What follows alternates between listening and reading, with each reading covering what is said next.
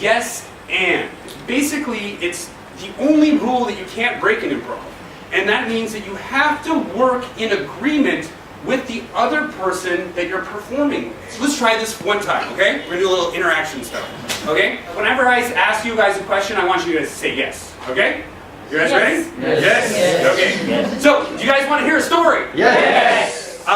Do you want to hear a story about a guy named Vikram? Yes. Do you want to hear about how Vikram fell in love to Sunita? Yes. Do you want to hear about how Sunita's father said that they couldn't get married and it had her ready to marry somebody else? Yes. And you want to hear about how Vikram went out in the streets when it's raining and it's crying and it was upset? Yes. And you want to hear about how he went and fought for her love and took her back? Yes. Great, you guys just told a Bollywood story.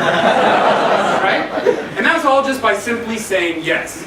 Now, let's try this the other way. Let's say no. Okay?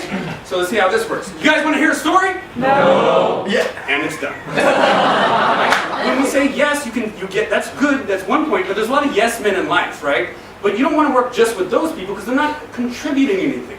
You have to work with the yes and principles. The and is that you're taking the person's idea and you're putting something on top of that idea. You're building on that idea. And then maybe somebody else builds on top of that idea. And slowly you put like bricks and bricks on top of each other and you've built a narrative or you've built a story or you've accomplished a dance performance or something like that. But there's the other hand where people will say yes, but then they say, but I have my idea, right? This is very common. Yeah, that's true, but this is something else, right? So yes, but is almost the same thing as saying no, right?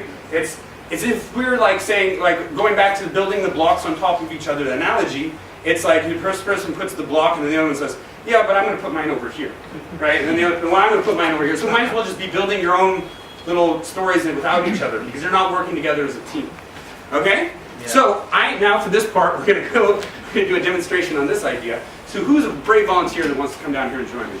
Okay, you right here, come on down. Just give applause to this man.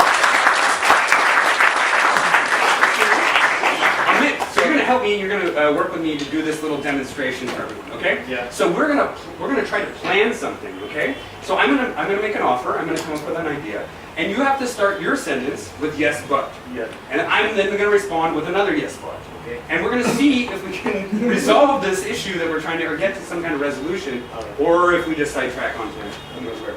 Okay? So hey, Amit. Yeah. I have this great idea for creating a theater company. Yeah. Yes, but I think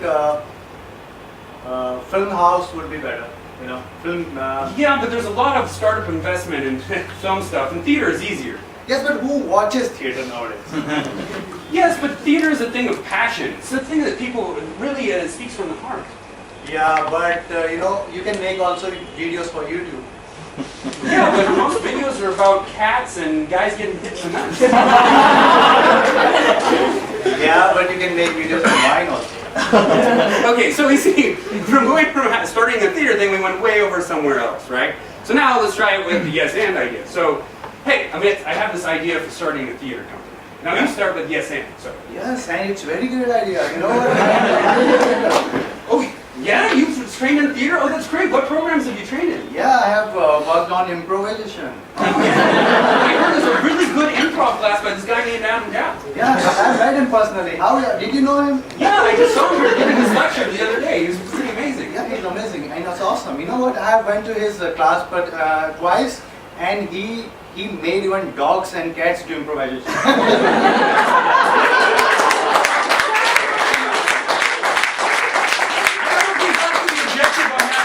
Thank you, Amit. So that's the idea.